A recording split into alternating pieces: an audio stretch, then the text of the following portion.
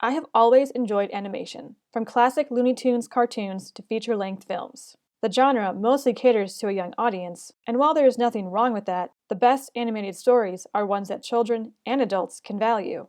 DreamWorks' The Wild Robot achieves that difficult balance beautifully, and I wouldn't be surprised if adults enjoy the movie more than kids do. Full disclosure, I have not read the Wild Robot novel by Peter Brown, which the movie is based on, so I can't comment on its merits or failings as an adaptation. This review will just be about its strengths and weaknesses as a film. The Wild Robot follows the titular character Roz as she adopts and raises Gosling Brightbill after becoming stranded on an island.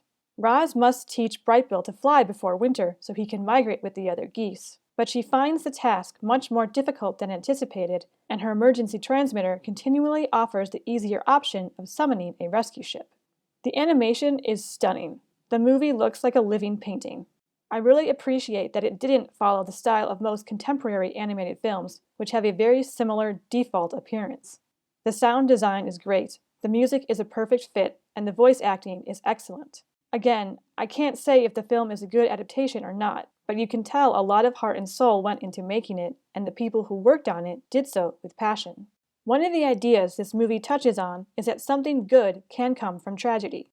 The good thing doesn't justify the bad one or make it okay, but the bad thing can be overcome. It doesn't have to define you or your life. Another great theme in this movie is that what makes you different or what you get teased for can be your greatest strength. This movie also delves a lot into motherhood and how much mothers sacrifice for their children out of love. Mothers don't have everything figured out and don't always have the answer, but they will do everything in their power to help their children succeed, even when that means letting go. Being a mother, or a father, is one of the greatest callings in life.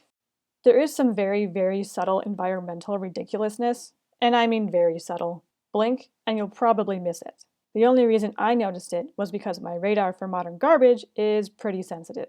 One event at the climax could be called a cliché, but this event's resolution was built up throughout the film, so while it still felt a bit unrealistic even within the rules of the world of the film, it was not entirely unearned or unexpected. There is quite a bit of death humor in the film, and while this does fit with the narrative arc of the island changing due to Roz's presence, I don't see all parents finding this darker humor amusing, and they might not find it appropriate for their children. Personally, I've always had a darker sense of humor, which I inherited from my dad, so I found the jokes quite amusing.